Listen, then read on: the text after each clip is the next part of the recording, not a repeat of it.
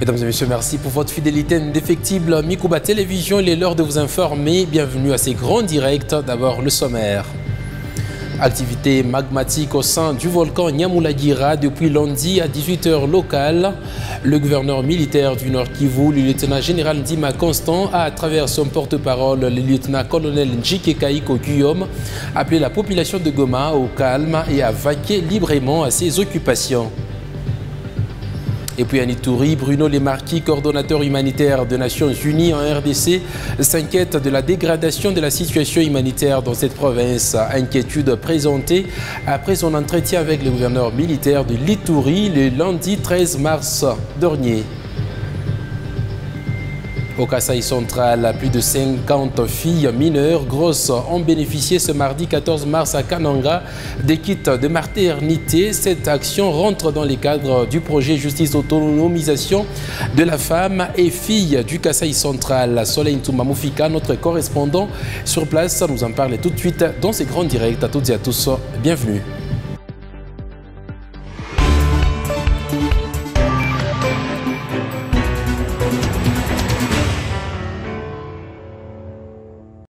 Mesdames et messieurs, très heureux de vous retrouver pour vous informer. Une fois de plus, bienvenue à ces grands directs. Kinshasa insiste et persiste sur aucune attente miraculeuse de la part de l'ONU, mais seulement l'application des conséquences et sanctions vis-à-vis des responsables du M23 et ses miliciens, ainsi que les autorités rwandaises alliées de ces groupes terroristes. Réponse du vice-premier ministre et ministre des Affaires étrangères, Christophe Lutundula, à la délégation du Conseil de sécurité qui était en visite le week-end dernier en République démocratique du Congo. Les Congolais ne doivent pas compter sur l'ONU, mais avec elle pour résoudre la question liée à la sécurité et à la paix en RDC, renseigne Christophe Lutundula, qui en outre s'oppose au dialogue avec les M23, comme l'a annoncé un membre de la délégation du Conseil de sécurité. Suivez. La loi n'a d'utilité que quand elle peut régler les différends, les conflits, que ce soit à l'échelle nationale et internationale. Et pour cela, il faut la sanction. C'est ce que nous demandons. Et il ne faut pas qu'il y ait la politique de 2 poids, 2 mesures. Nous comprenons. Il ne faut pas non plus créer des précédents. C'est ce que nous demandons. Et les sanctions, elles existent. On les a déjà appliquées. Notre pays vient de sortir d'une sanction. Interdiction d'importer les armes, obligation de notification de vente. On a même interdit, s'il vous plaît, l'assistance en formation de nos militaires. Pourquoi la même sanction ne peut pas être appliquée à un pays qui lui achète des armes pour vendre à des mouvements terroristes? C'est quand même contraire à ce que nous avons comme instrument aux côtés des Nations Unies et aux côtés de l'Union africaine. Il n'est pas compréhensible que les Nations Unies, qui sont contre l'impunité dans tout le domaine, puissent supporter, puissent accepter qu'on se donne de liberté vis-à-vis du droit international, vis-à-vis des pratiques qui ont permis de créer les conditions de paix et de maintenir cette paix-là, de la maintenir tant bien que mal depuis 1945, depuis la fin de la guerre mondiale. C'est ce que nous demandons, donc je ne vous en dirai pas plus. Nous nous battons pour ça. D'ailleurs, pourquoi dois-je payer de montant? Je m'adresse aux Congolais. Vous connaissez là l'affaire des sanctions. On a déjà imposé des sanctions, même aux individus dans ces pays. Et voilà. Donc nous attendons aussi de répondre. Poursuites et condamnations judiciaires au niveau international et régional font également partie du train de sanctions attendues par le gouvernement congolais pour mettre définitivement fin à l'agression rwandaise et au cycle de violence en République démocratique du Congo après près de 2 décennies, a renseigné Patrick Mouyaya, porte-parole du gouvernement congolais, car selon le ministre de la Communication et Médias, il y a un fort besoin pour Kinshasa du volet judiciaire pour mieux garantir les retours et la stabilité à l'est de la République démocratique du Congo. Suivez. Pourquoi il y a des cycles de violence à répétition à l'est de la RDC? Parce qu'il y a justement l'impunité. C'est les mêmes qui sont recyclés, qui sont hébergés dans des pays voisins, on les garde. Et lorsqu'on pense que c'est le moment de freiner l'élan pris par la République démocratique du Congo, on agit des épouvantails. Les noms sont connus. Nous avons fait un travail de documentation dans le livre blanc la prochaine étape, c'est la justice. Parce que lorsqu'il y aura des condamnations des individus dont je me fais l'économie de citer les noms, devant les juridictions nationales et internationales, en ce moment-là, ce sera plus contraignant et on demandera au Rwanda de livrer tous les criminels qu'ils gardent là-bas. Et c'est aussi cette stratégie-là sur laquelle nous travaillons pour que justice soit faite et les Nations Unies y tiennent. Le président de la République l'a dit à Genève, il y a un besoin fort de justice pour garantir le retour et la stabilité à l'est de la RDC. Sur la question de frontières, cette situation pénalise malheureusement ou a des répercussions sur l'activité économique. Je rappelle que la frontière RDC-Rwanda, c'est l'une des frontières les plus fréquentées au monde. Et si nous décidons de fermer la frontière, on a réduit les heures, donc l'activité a été réduite. Mais si nous décidons de fermer totalement, il y aura beaucoup de préjudices de part et d'autre parce que les populations sont dans une situation de dépendance. Que par le passé, quelle que soit la nature de nos rapports au niveau politique, mais les populations qui n'ont rien à voir avec l'esprit belliqueux du président Kagame continuent à commercer avec les Congolais. Et donc, il y a cet aspect qui a été prise en compte et qui est toujours prise en compte dans tout ce que nous faisons parce qu'au bout du compte, il y aura un moment où cette crise passera parce que c'est même l'essence de notre adhésion à la communauté d'Afrique de l'Est.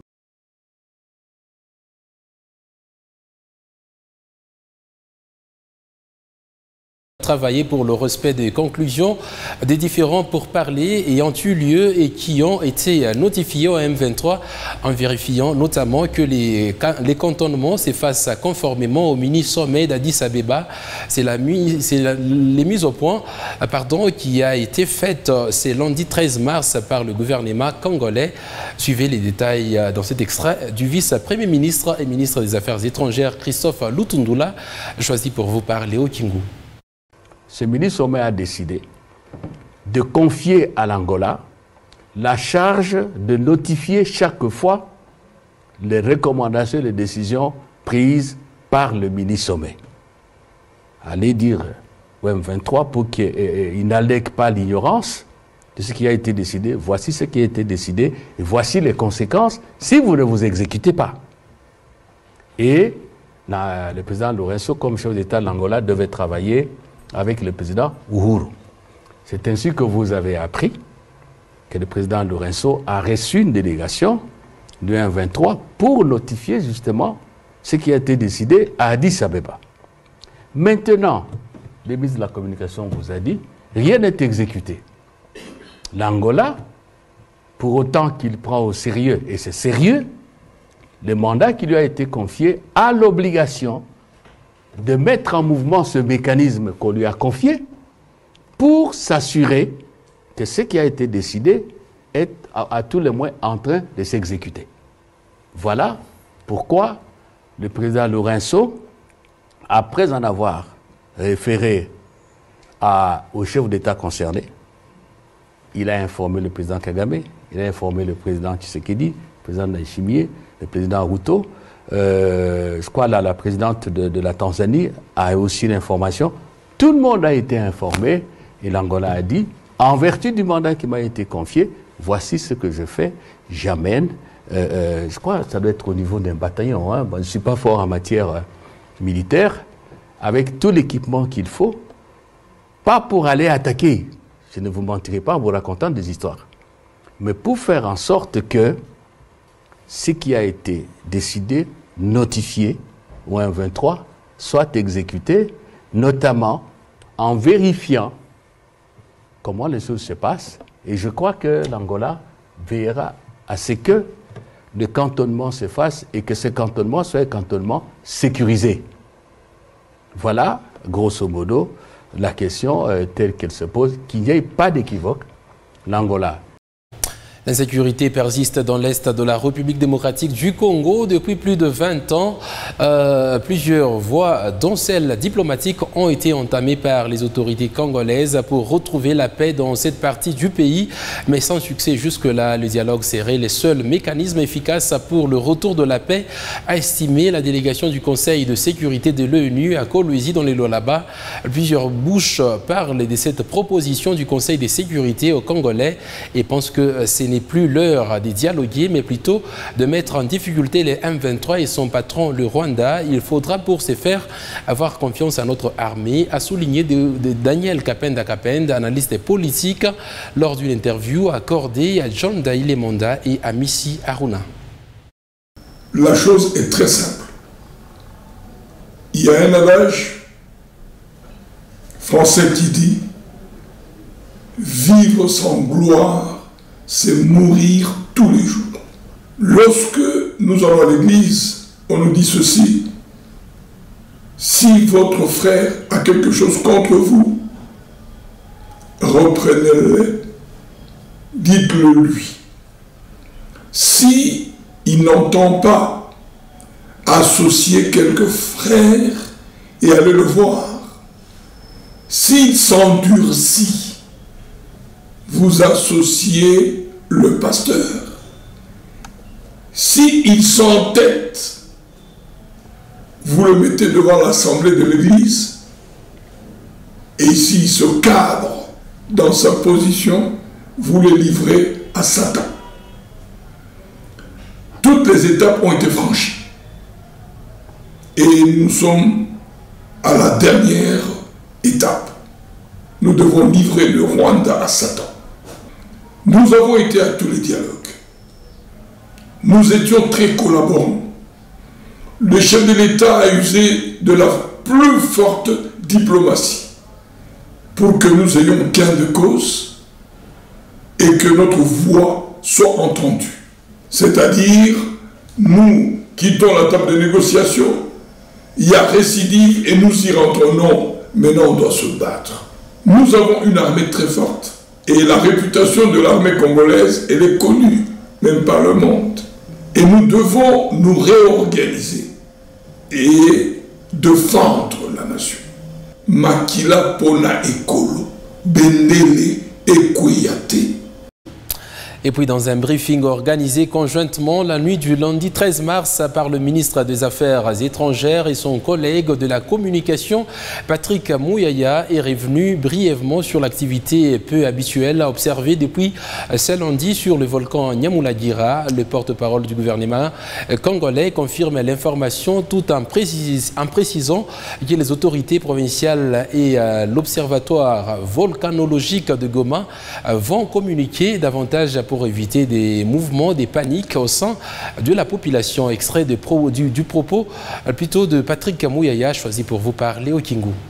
Je voudrais vous informer qu'il y a quelques minutes, j'ai déjà appris du gouverneur du Nord Kivu que le volcan Nyamulagira était rentré en activité et qu'il n'y a plutôt pas de risque pour la ville du Nord Kivu, d'après les éléments qui nous ont été transmis par l'Observatoire volcanique de Goma.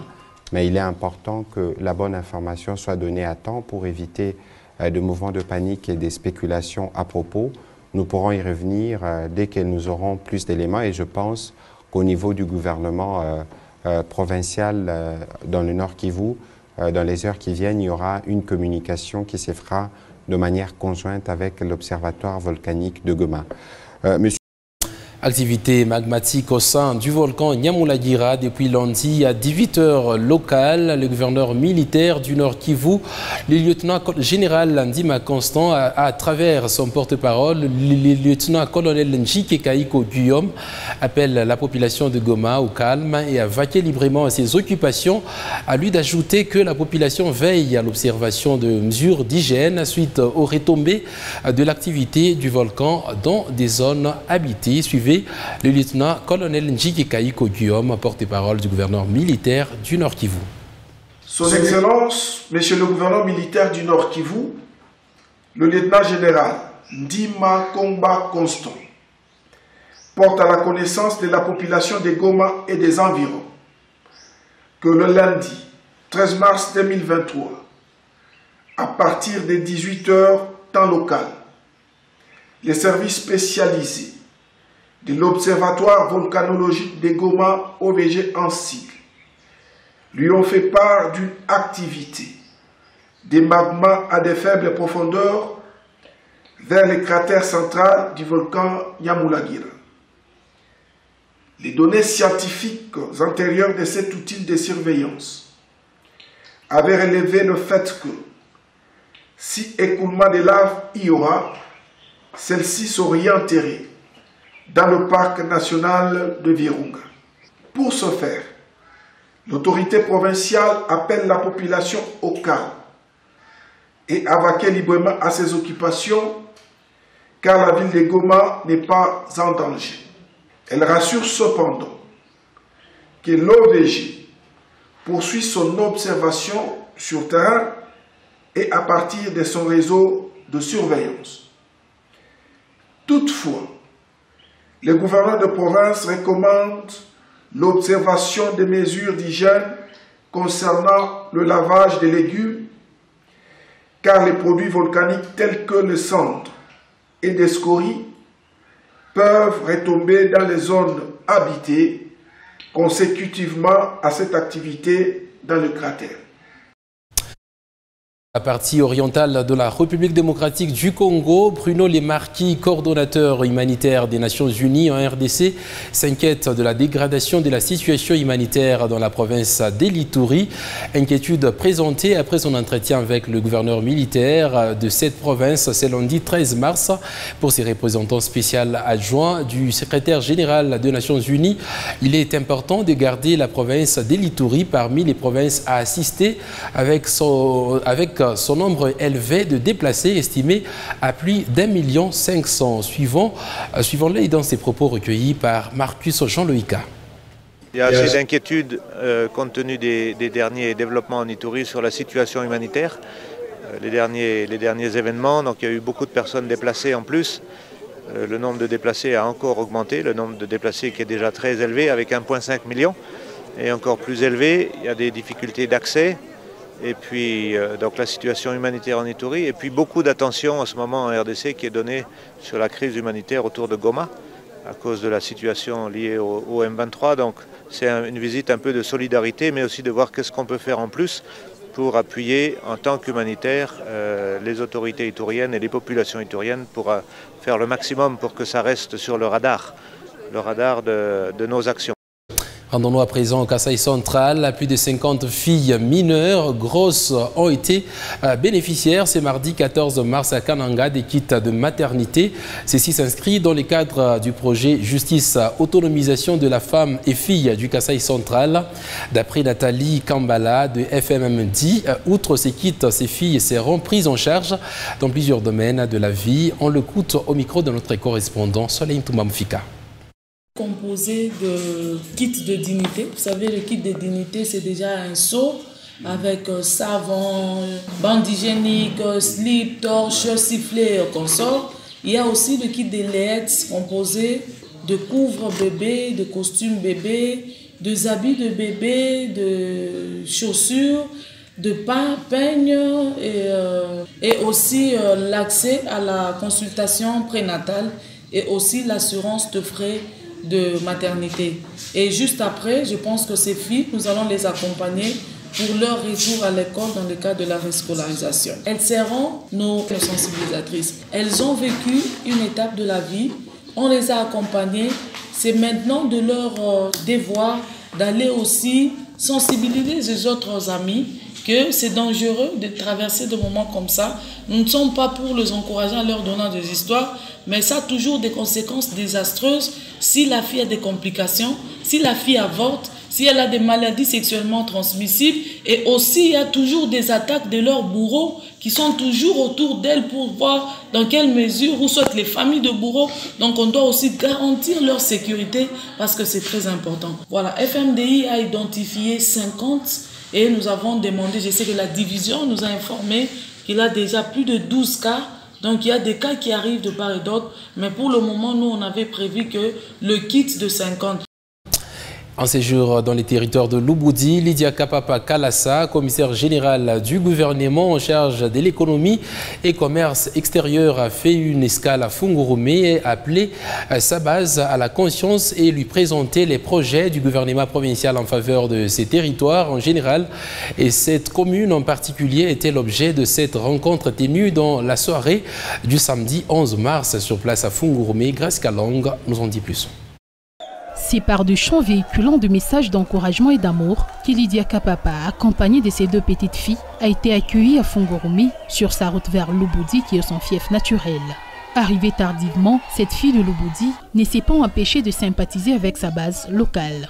Après avoir rendu grâce à son Dieu, la commissaire de l'économie, industrie et commerce extérieur a sensibilisé sa base sur le bénéfice de l'enrôlement. C'est Dieu qui a voulu que je sois ici à Fongoroumi pour vous parler. On a eu tout pour ma période, tout pour année électorale. On a eu année électorale. Et vous savez, moi, donc à tout à coup à chier. Vous savez, nous sommes dans une année électorale, c'est-à-dire c'est vous qui avez la responsabilité d'élire vos dirigeants. Connaissez-vous maman Fifi Masuka? C'est elle ma patronne. Si je me tiens devant vous, c'est grâce à elle. Elle m'a demandé qu'à mon passage de ne pas vous oublier. La carte d'électeur vous permet de participer activement à l'élection de nous, vos dirigeants.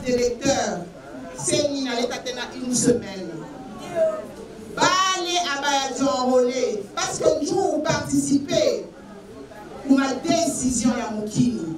Il faut la chaque fois député wako. Il faut la chaque fois président wako. Il faut pas on a chaque Une occasion pour elle de présenter le projet du gouvernement provincial en faveur de ces territoires. Fifi Masuka Saïna na sema Ivilidia fika ba Fongoroumi. Ataka mona ba pacha bikwembe. Vous connaissez chasser ma chie tout pour parler de pour développer province.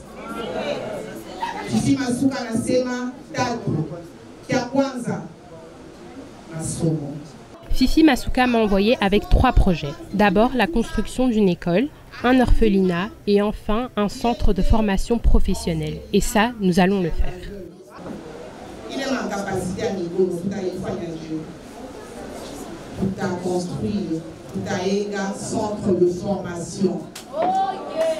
Vu le besoin, un comité de 20 personnes a été mis sur pied. Il aura pour mission de jouer le rôle de courroie des transmissions de problèmes de la base. Comme une mère de famille, Lydia Kapapa Kalassa a offert de pagnes et un ensemble de couvres et costumes bébés à toutes les femmes venues à sa rencontre en insistant sur le planning familial qui favorise le développement d'une entité, tous ici dans le seul but de développer ce coin de la province. Fifi, Bachi, Fifi, Lydia. Autre chose, les habitants du quartier Joli Site cinquantenaire, surtout ceux qui résident les avenues Deoda Kapend et Dr Scotty, ont choisi la voie officielle. C'est mardi 14 mars 2023.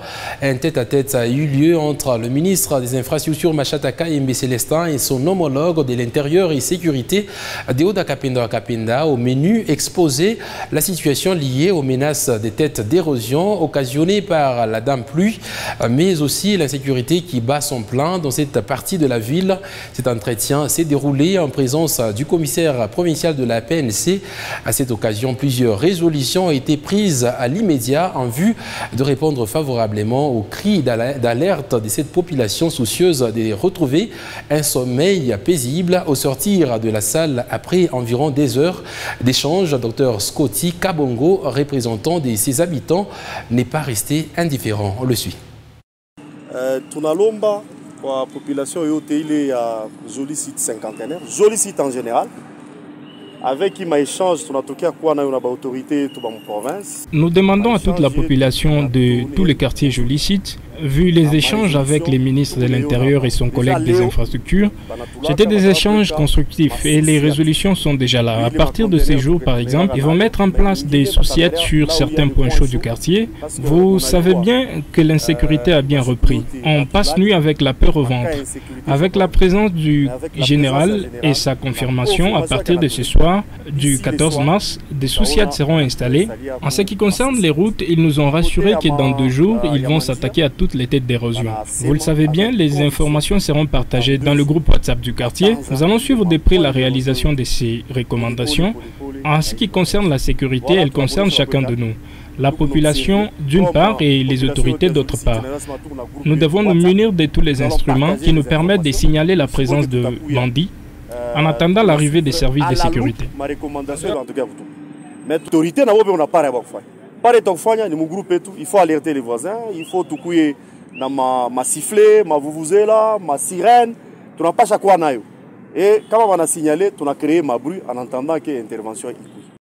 Et en marge des festivités liées au mois de la femme, la gouverneure du Lualaba, Fifi Masuka Saini, a eu une fois de plus prouvé à la face du monde qu'elle reste une femme d'exception.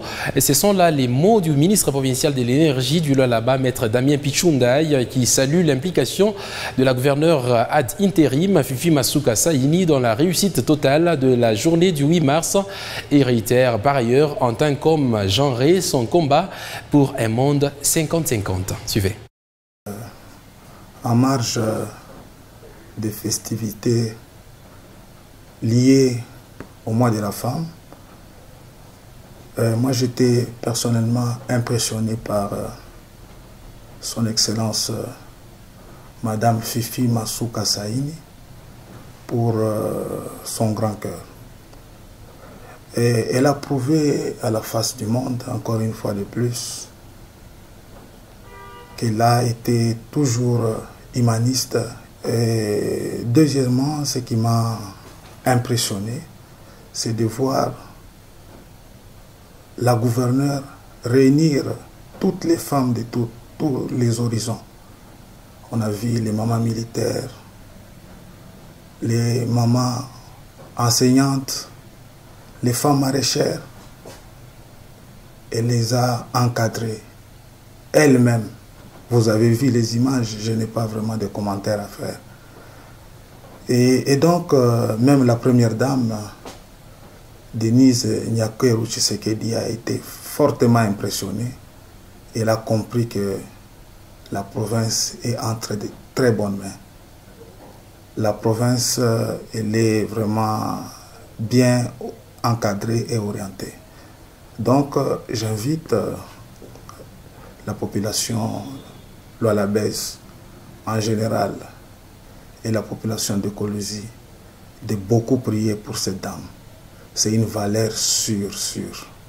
En tout cas, que Dieu bénisse Maman Fifi Masuka. Que Dieu bénisse la population lualabaise et particulièrement les mamans et les jeunes filles. En tout cas, mon regard personnellement aussi est tourné vers toutes ces femmes congolaises, particulièrement ceux qui sont victimes à l'Est, victimes de la guerre nous imposée injustement par le Rwanda. Toutes ces femmes qui sont victimes de toute forme de violence. En tout cas, comme a dit Madame Denise Nyakeru Tshisekedi, relayée par la gendarme Fifi Masuka, de ne jamais oublier toutes ces femmes, de les mettre en prière. Donc ils peuvent aussi compter sur nous. Nos pensées vont toujours vers eux et je pense que ça ne va pas tarder, ils vont retrouver leur sourire. Merci.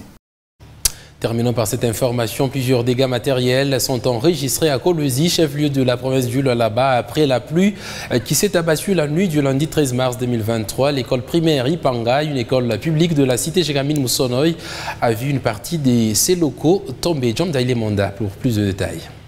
L'école Ipanga est située dans la cité Jekamine Moussonoï, à moins de 5 km du centre-ville de Kolwezi. Cette école publique dans laquelle la gratuité de l'enseignement et d'application n'a pas de bons locaux de post-création renseigne ses responsables. Conséquence, la pluie de ce lundi 13 mars a fait tomber le mur de l'un de ces 3 vieux locaux. Notre école vient de s'écouler. Ça a été depuis la nuit qu'on nous a appelé que votre école vient de s'écouler. Nous avons constaté le matin. On ne sait pas comment nous allons vivre avec les enfants. Nous sommes dehors. Nous sommes une école publique bien payée par l'État. Bientôt, les examens vont commencer le vendredi. On ne sait pas comment nous allons faire les examens. On ne sait même pas par où aller. Malgré cela, le responsable de cet établissement scolaire qui compte 500 élèves répartis en 2 vacations reconnaît l'accompagnement de la commune de Dilala avec les bancs pupitres, mais il plaide pour avoir des salles de classe dignes de leur nom. Nous avions reçu des bancs, on nous avait doté 50 bancs par la commune. Nous avons envoyé beaucoup de lettres, beaucoup de demandes. Nous avons crié beaucoup de fois. Mais aujourd'hui, nous sommes arrivés à la fin. Et voilà qui met un terme à ces grands directs sur votre télévision. Mesdames et messieurs, merci à vous de l'avoir suivi. Restez sur nos antennes.